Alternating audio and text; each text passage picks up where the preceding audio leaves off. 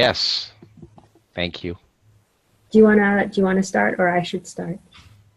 How about introducing him a little bit? Yeah. So welcome to our monthly virtual lab meeting, and today we have Zhaoshuo Jiang showing us a robotics lab that he's redesigned, and he's going to show us how to do things more remotely, I think, and we'll be building on this in future presentations. So we're doing some awesome things across the CSU, but for now, I'm going to leave it to Zhaoshuo to show us what he's been doing at San Francisco State. All right, thank you, Beth. And good afternoon. And this is Zhaoshuo Jiang. I'm currently an assistant professor at San Francisco State. It is a great experience working with the virtual lab cohort, and I learned a lot from all of you. This time, I think it's my turn to share my own experience in this course we designed, and I look forward to your comments and suggestions on this. And here is the outline of the presentation so that we know what to expect. First, I will briefly talk about the characteristic of the course that being redesigned, following by some strategies and technology I plan to use to help the student out. And after that, I will switch a little bit to talk about the mobile learning, which is a unique aspect of this course we designed, and conclude the presentation with some finding I have so far and share some thoughts on the future work. And please feel free to speak up during the presentation if you have any questions. It's a little bit hard for me to see the chat and raise hand or etc. So please feel free to unmute and speak if you have any questions. Okay, and the course being redesigned is the ENGR 309, which is the Mechanics of Solid course. And it is the sophomore's fundamental core course in both civil engineering and mechanical engineering. And using the fall 2016 as an example, we have around 80 students in that semesters, and 44% of them are in civil engineering, 54% of them are in mechanical engineering, and with 2% in other disciplines that interested in that course. And in this course, students show difficulty in understanding the various concepts due to their complexity and struggle to relate the knowledge within the course and see the big picture. And here's are some tools I plan to use along the different stage between the student enter the classroom till they leave the class. When the student join the class, they expect to know some prerequisite knowledge, such as how to draw the shear diagram, moment diagram. However, in reality, when the student come in, they have huge difference in the knowledge level, and I have to spend time to review those so that the student won't get lost in the middle of the semester, which really sacrificed a lot of my time in that course. And to help on that, I prepared the recorded review video using on various topics to help the student to go over those concepts. And the recorded video will also be created, for example, along the semesters. Since one feedback I have from the student was they want more example in the classroom, but I cannot fit them in the class. Along the semester, we will also have the interactive app for students to help them visualize and better understand various concepts, and have the hand-on experiment to allow them to test the theory through the experiments. Zhaoshuo, can I Yes. ask a question? Sure. When you're talking about the videos and you're kind of enabling them to do things that you don't have time for in class, do you have like a YouTube channel, or do you post them on, like, how do you have that accessible? I'm posting those in my YouTube channel, which link to our LMS. So there's a link in the LMS. When they click on it, it bring them to the YouTube channels. Okay, and along the semester, no, sorry. Let me go back. For this course, from time to time, I always hear the students saying, "I cannot make it to your office hour because it takes me 2 hours to get to the campus, or I have schedule conflict with your office hours." And to help on that, I create a virtual office hour to help the student along the semesters. And I keep adding things to the list. Thanks to our wonderful course redesign cohort. Every time I attend a meeting, I got some new ideas that I want to try out, and I have to keep locking myself, saying, "Hey, you have to stop. because although I'm really interested in using those new technology, I don't want them to feel overwhelmed by those technology. Yeah, so we were talking about how the students can remotely attend an office hour with you and interact with the technology. And I'm curious if you'll be showing that a little bit. Yes, in the following slide. Thank you. Just bear with me for a few minutes. Yeah, thank you. All right. And for the recorded videos, I'm using the Learning Class and Camtasias. And the interactive mobile apps and the mobile remote laboratory were developed using the Quanter QDex platform, which I'm going to touch that in a few minutes. For the virtual office hour, I used the YouCanBook.me and Zoom and telepresent robots. And during the process of this course redesign, I also tried to make it more affordable. For example, by curating the course materials into digital format and then convert them into the mobile apps for easy access. With that said, we don't require a textbook for this course anymore. And for those students who really want a textbook, I also negotiate with the publishers to provide a customized textbooks option, which cut the price for almost half. Online free resources will also be used for supplemental practice problem. Among these different tools, most of us have seen the recorded, have seen the learning class, because that's something that we show in the Summer Institute. So that I'm not going to go into detail on that.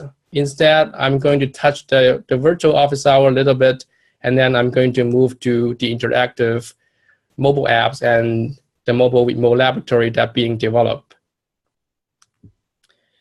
Okay, Prof, your question here. The virtual office hours, it is set up by using three main tools. A booking system called the YouCanBook.me, the Zoom teleconferencing that we're currently using for these meetings, and the telepresent robots. And YouCanBook.me is booking services that is very intuitive to use, and it shows some of you how to use it, how to set it up. And if you have any questions on how to set it up, please feel free to contact me. And here is a screenshot I took on my iPad on the booking site that I create for my office hour. I'm allowed the student to set up a 30-minute time slot to meet with me. When the student click on the link, check out of the time, they will ask for information such as the name, what topic they would like to discuss, the email address, and they have the option to choose the way to meet with me, either face-to-face, through the Zoom, or through a telepresent robot. And the students are very excited about driving a robot to meet with me.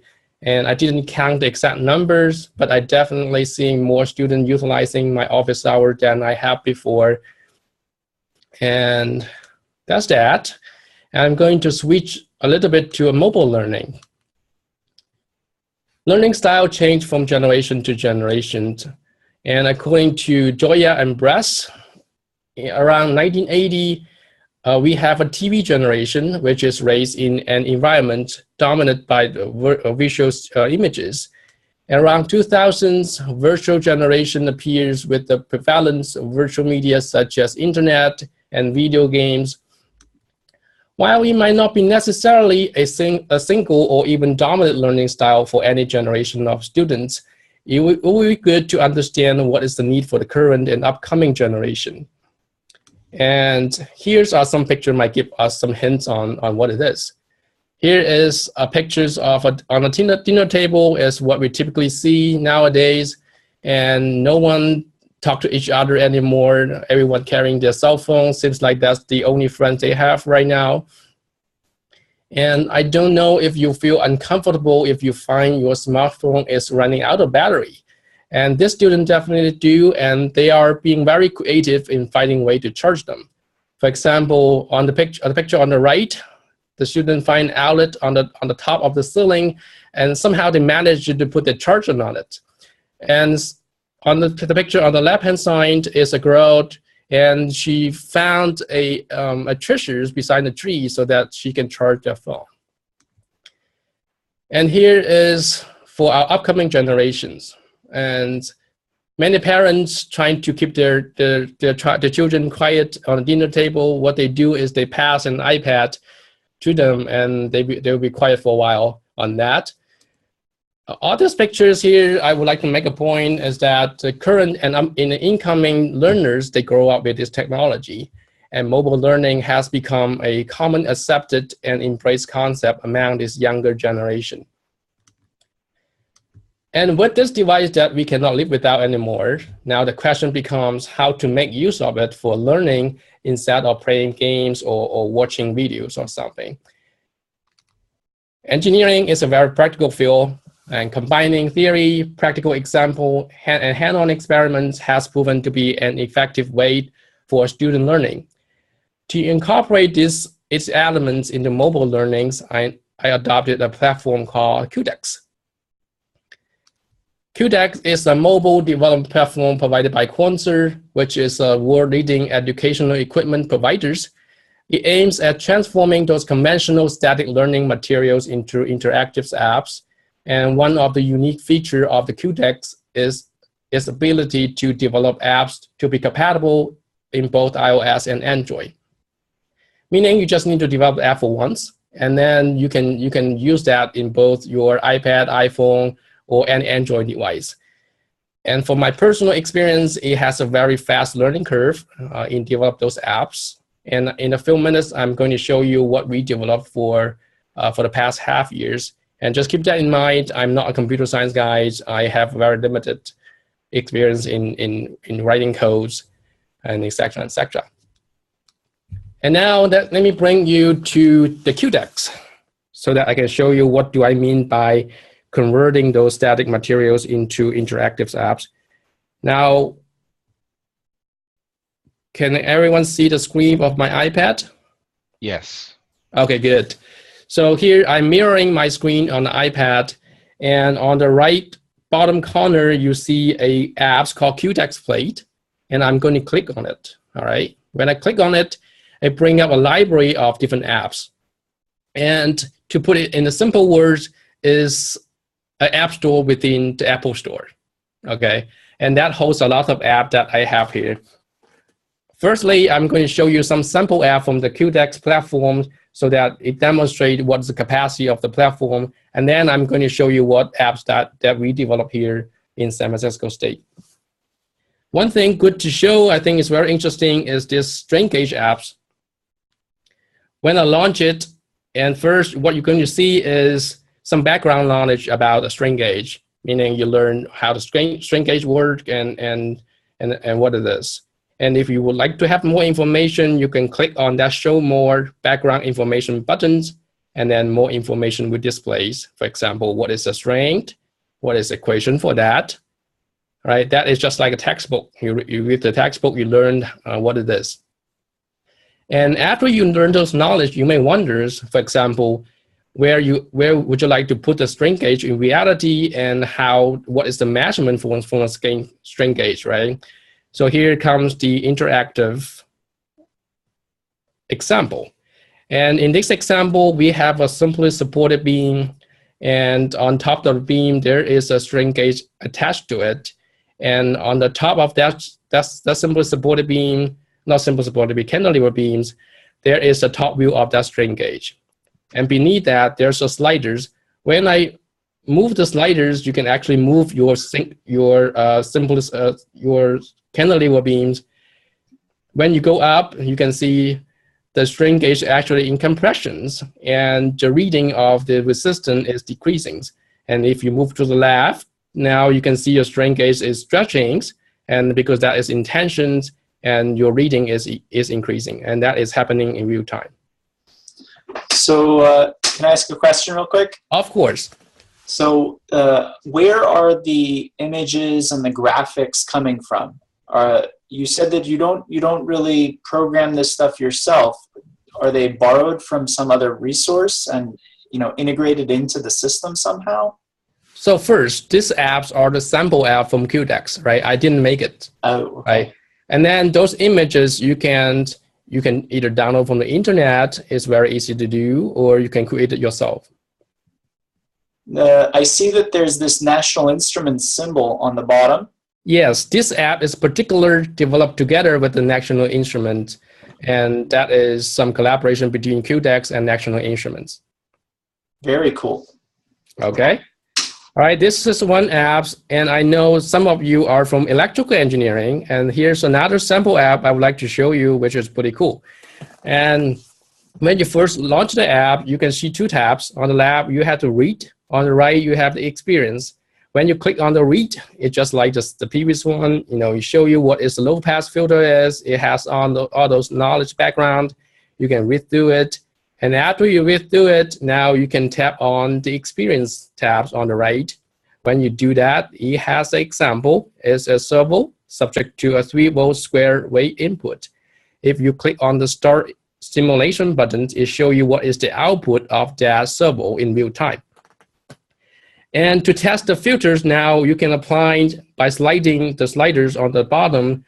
You can apply a low pass filter, for example, a 35 Hertz low pass filter.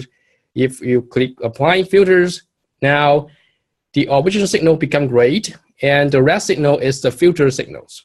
Okay. If you would like to try to see it now, if you want to lower the cutoff frequency, for example, to 5 Hertz, and apply the filters again, now you can see the effect immediately.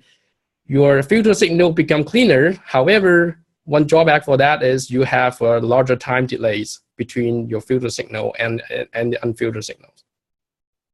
Right, those are the two sample apps I would like to show you to demonstrate, the capacity of this platform here. And next, let me show you some apps that we develop here. And I promise you, it's getting better and better. All right, so here is the app called Mechanics of Solids, which is an app that we are developing here. Once I click on it, when it launch, it first show you, here is an app that is developed from the funded by the CSU course redesign, and it show you a big picture of those content that is going to be taught in this Mechanics of Solid course, and it provide you some assumption that you first learned, and then the different loading scenario, for example, bending, torsion, axial, where you can calculate the force and stress with the force. Then you can calculate deflection, and with the stress, you can use the Mohr circle to find out what is the different stress at different planes. And if you scroll up, then those are the different apps different individual apps that we have there to help the student learn the different concept. For example, if I click on more information under the bending apps, it shows you what this app is. And when I click on it, that changed to go-to apps, meaning when I click on it again, it brings me to that bending apps. In this bending app, we use a simple supported beam. You can provide a different loading condition, for example, a point load, and you can slide your sliders. Your point load is changing along the beam. And if you put an amplitude in it and click reaction force, it calculates the reaction force, and your shear and moment diagram is there for you to learn. Now, if I would like to put another moment there, for example, I put a moment on this location and put the values on that. Click reaction force. Now, your moment shear diagram will change automatically, and it's showing you when you have a moment on that location, your shear diagram won't change much. However, your moment diagram, you actually see a big drum on there.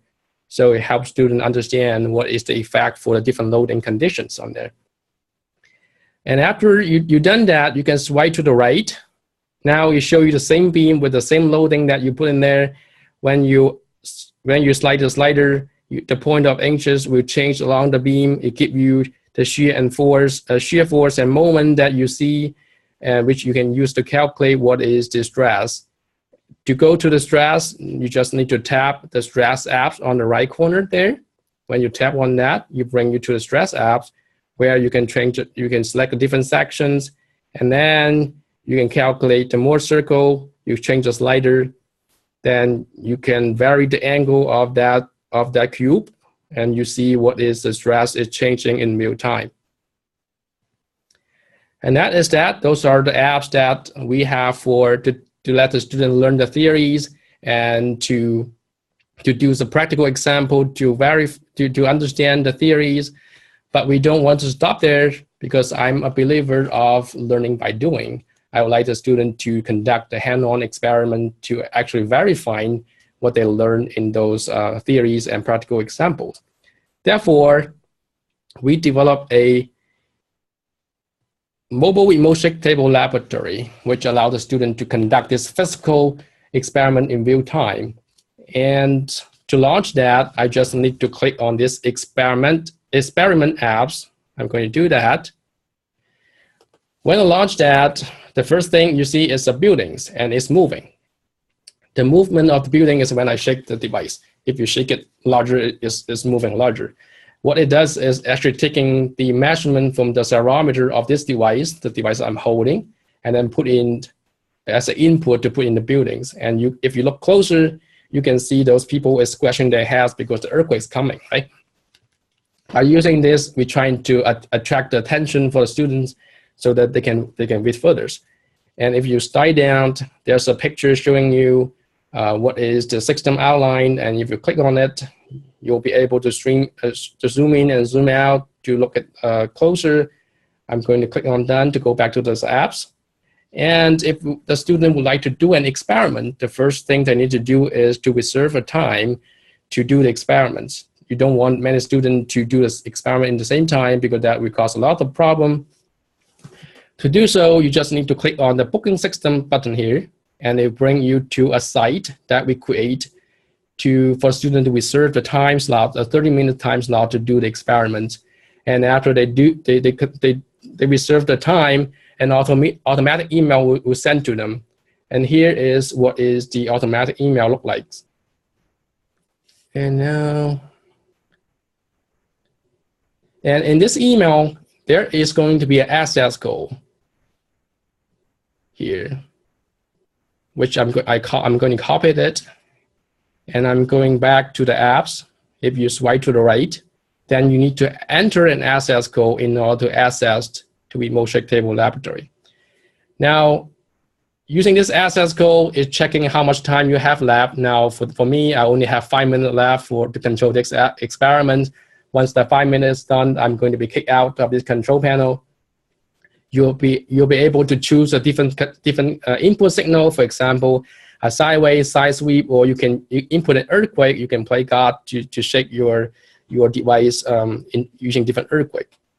Now I'm going to give a sideway, for example, 3.6 sideway, maybe 10 seconds. If I hit send, then the signal is going to send to the shake table and move the shake table. However, by doing this, you get the experiment, but you cannot see it, right? So one thing that we adopt is the Terra% robots. Now I'm going to rotate my screen here, and I'm going to swipe to the right, and I'm going to bring up my double, which is a Terra% robots. Oops. All right, some technical difficulty, huh? All right, now I'm connecting to the robot. Now here's my lab. I'm driving it right now, and I rotate and go straight, and that's my student there. And they can hear us, and we can hear them.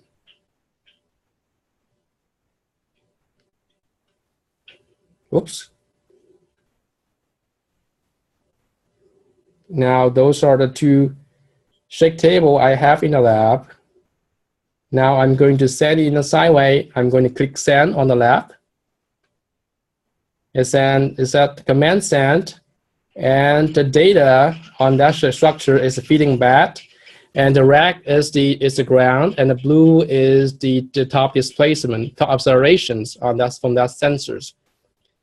And I'm trying to hit the structure at its natural frequency, which you would like to avoid during the reality. You don't want your structure to vibrate crazily. Now, after the data is coming back, if you swipe to the right, you'll be able to replot it, and you can email that data to you, and those are the data. Or you can do some very sophisticated post-processing, for example, during FFT, and that's all can be done using the apps. And that is the Remote Shake Table Laboratory I have there. Let me bring you back to my PowerPoint.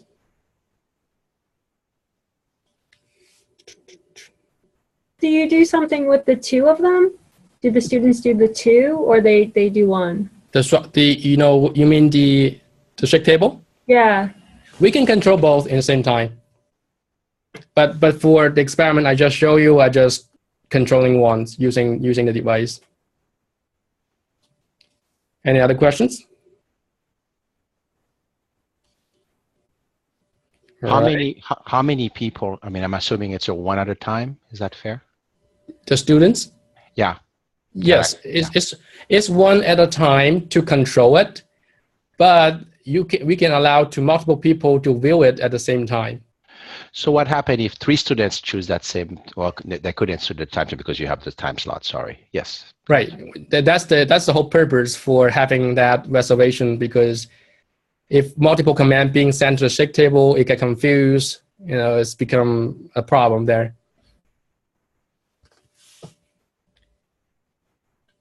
Okay. With that, let me bring you back to the presentation there. Let me first stop sharing my iPad there.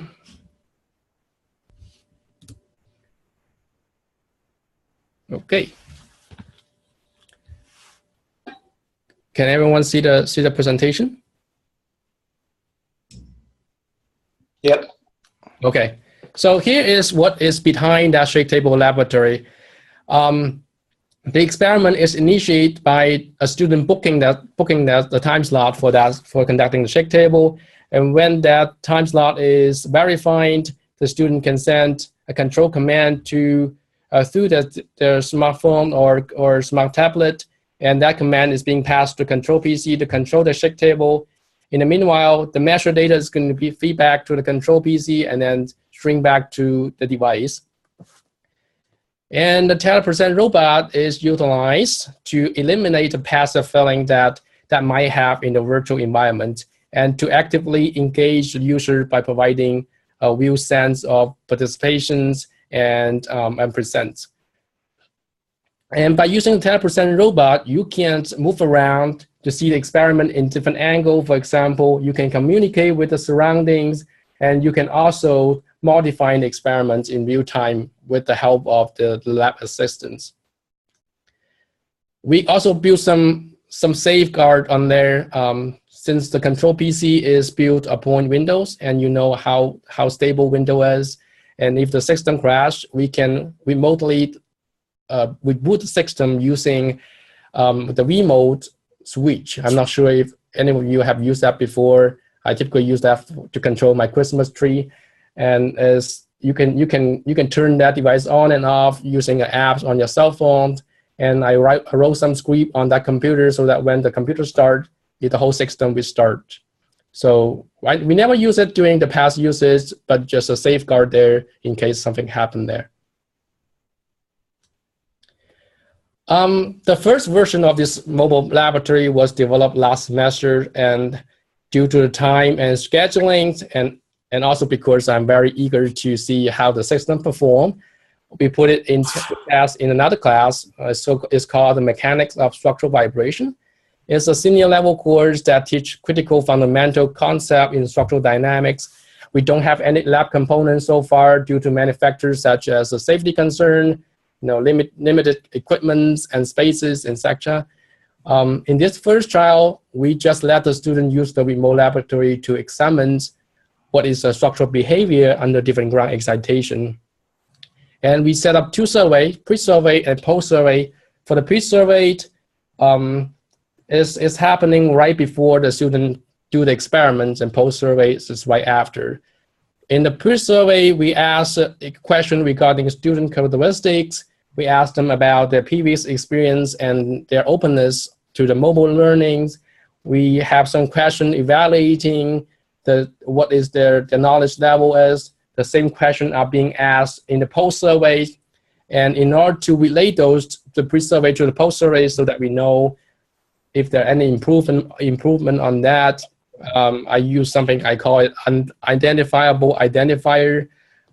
What basically it is we asked them to provide 4 letters of the hometown they were born in, as well as to provide 4 numbers of their phone numbers. And the same question were asked in a post survey, so that we can use that information to relate the pre-survey and post-survey without knowing who is the student is. And in the post-survey, we also have to ask questions regarding their experience with the systems. I'm still in post-processing the data, but the results look very promising so far. Here, I'm going to show you some data, some information I have so far. In that course, we have 32 students. 25 students took the pre-survey, and 19 students took the post-surveys. Among those students, we have 76% of them are male, 24% are female, and 38% of them are Asian, 21% are white, and 21% of them categorize themselves as others. And here is some question I asked in order to evaluate what their knowledge level is. And those highlighted in red are the correct answers. And those percentage are how many percent of students are actually get it right. The same question were asked in the post-survey. And if you compare the pre-survey to the post-survey, we have a pretty good improvement on that. And the number on the left, the 29%, 23% are comparing the pre-survey and post-survey, how much percentage increase in the correctness.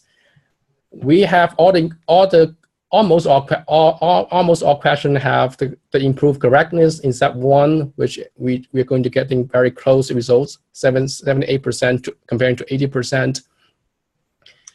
And here are some questions we asked to evaluate their experience with the apps. And if we group the strongly agreed and with the agreed that we have 95% of the participants found the app is easy to use, 95% of them saying using the apps were an enjoyable and satisfying learning experience.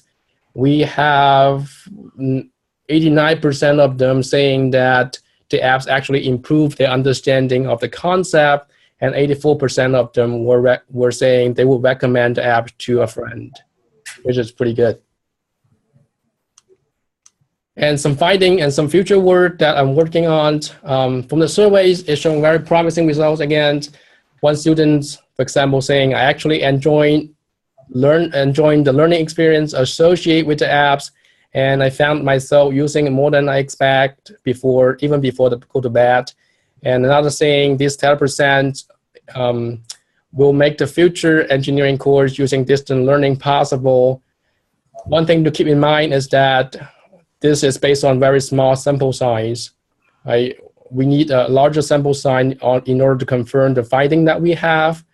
And since this is my first time developing those surveys, I'm sure that we have room to improve to find a good answer to ask them. And for the first trial, I simply let the student conduct the experiment. It will be more helpful if we can have an interconnected learning module, which including the theory, practical example, and the hand-on experiment. In the future, I would like to rely more on the data analysis to evaluate what is the effectiveness of this course we designed. I'm working with QDEX platform, hoping that I can get the usage information of the app. For example, when the students are going to use the apps and how often they use it, those information should be able to obtain from those. And I would like to tie those back to see if there's a relationship between that and the students' performance improvement, if there's any.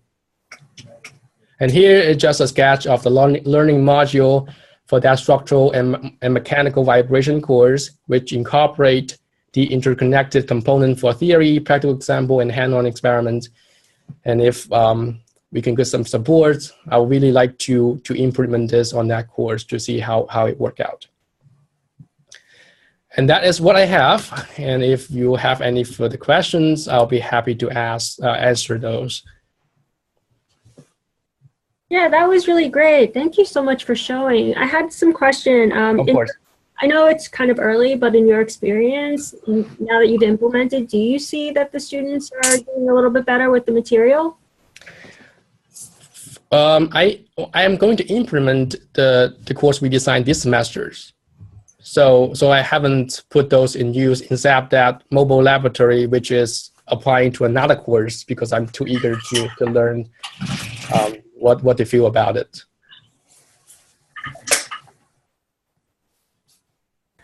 Anybody else have any other questions? There's a question in the chat. Let me see how to go to the chat. How do you create the Q? Yeah, basically I have a question how you created those apps. And for those QDex apps, those QDex apps is we created using a tools called the Microsoft Visual Studio. And the platform is based on some language called Lua and XML. I'm not computer science, but those are pretty easy to learn from my experience. And if you would like to put your action to develop the apps, I'll be more than happy to help. Yeah, if you can put share those resources, that would be interesting. Sure. And besides myself, Corsair has a dedicated website which has a lot of very useful information to get you started. I can pass that information to you, and you can take a look at that. If you have any questions, I'll be here to help. That'd be great. Thanks. Sure. Is it possible to have the students actually make apps? Yes, actually, the app that you saw, I started with the undergrad students, and after a month or something, then I just let him do all the work. I can just enjoy my tea at home or something. So like how much time does it take to get the student started on app writing? I use about a month to actually to work with them because I know nothing about it at the beginning. So I was very interested in learning about it.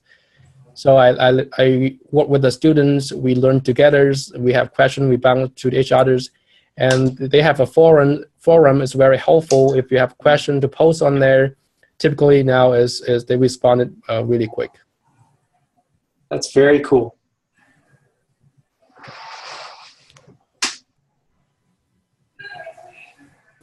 I have a question. Yeah. I'm sorry, I got a cold. Some of my students didn't have iPhone or Android phone, and some of them refused to use it, just to prefer not to use it. How would you approach to those students?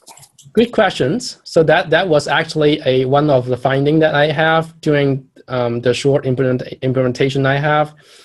We have 25 people responded to the pre-survey, and I actually asked the question about, do you own a smartphone or a tablet? Or if you don't, would you like to have, are you going to have one in the near future? And 24 of them actually have a smartphone, and one who didn't have, he or she actually saying that he or she would like to get one in the next 1 year or something. And for the implementation I have there, I actually bought 2 additional iPads and put in my lab. So if the students would like to come to borrow them, they're welcome to do so, just in case someone doesn't have a tablet or smartphone and they would like to use it. And nowadays, those getting very, very inexpensive. For example, an iPad Air 2, it just costs you like $200. Thank you. Mm-hmm. So I know that oh, sorry, somebody else. Yeah, I just have a quick question. Can you use those apps on the PC or on the Mac, or they have to be on the mobile device? And good questions. And all those apps are developed specifically for use on smartphone and tablet. However, I realize some students, they just don't want to use it on the tablets. Therefore, we actually have a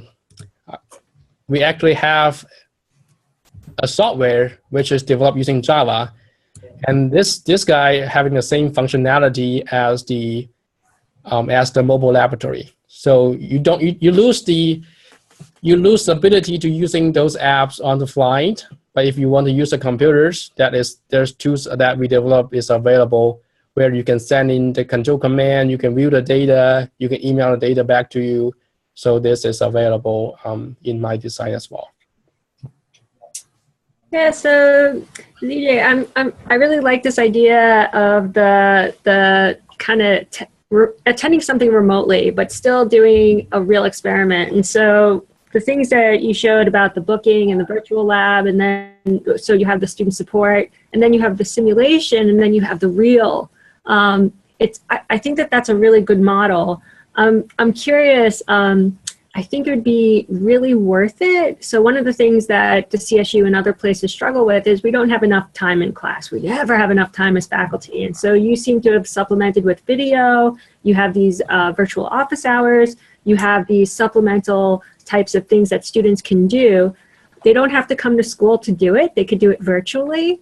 And so one of the things that I think it might be worth calculating is how much commuting time students might save, how much gas students might save, but also the hours that they're putting in that the typical semester doesn't really have. And so you're enabling like all of this additional learning. I think it would be worth calculating that. Exactly. And that is one very good point, because now, for example, on that structural, mechanical and structural vibration course, if we want to create a lab, that's fine, but that is some additional time on top of that course, right? And cost to student. Right, exactly. But now if we have this kind of tools that the student will be able to utilize off the time of the course, you can do it other than in the course. So you do have lab components which doesn't cost you any time in the classroom, which I think would be cool. And I think that, I don't know, kind of what you were showing in the beginning as kind of this idea of the culture has changed of learning. And you kind of brought this idea of we're kind of encroaching on this new culture. I think that kind of what your vision, if you project what this would look like in like 10 or 20 years, I think that would be really fun. Right. And just to add on that, my envision on this is if now I develop a platform, if I share, for example, within the CSU campus, if any other campus are interested in doing something like this, and they can develop a module that is not the same as mine.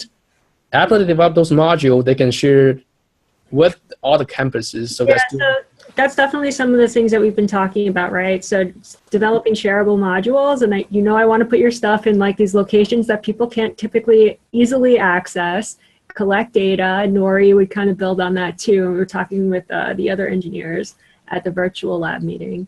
And right. So, yeah, I definitely think that we could piggyback on this. I would benefit from having a tutorial on the BookMe. I think the virtual office hours are also by themselves kind of their own contribution. And so if you could maybe show at some point, maybe, I don't know, like over the semester or over the summer or during next fall to a wider audience, I think a lot of people would benefit. Office hours are something that a lot of people struggle with. And I think that you have a novel kind of solution for that as well. Sure, I'll be happy to do so. Just let me know the time, then just go for it. And so is there a CSU-wide BookMe kind of thing? So if I wanted to adopt the same thing for office hours, is it easy to implement that? Can it looked like it was on your own webpage. Like how would I use that? I see. So actually that youcanbook.me is the website. So you just create that, and that's very easy to do. Just take you less than half an hour to do so. And it's free. Of course, if you want to have some advanced function, for example, auto replying, etc., you need to pay a little bit money on that. But the typical use for booking the time for a student to visit you, that's free.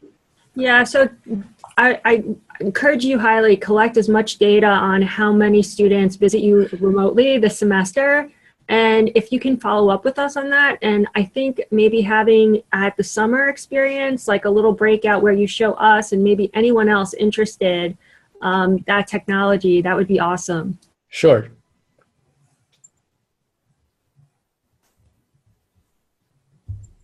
Any other questions?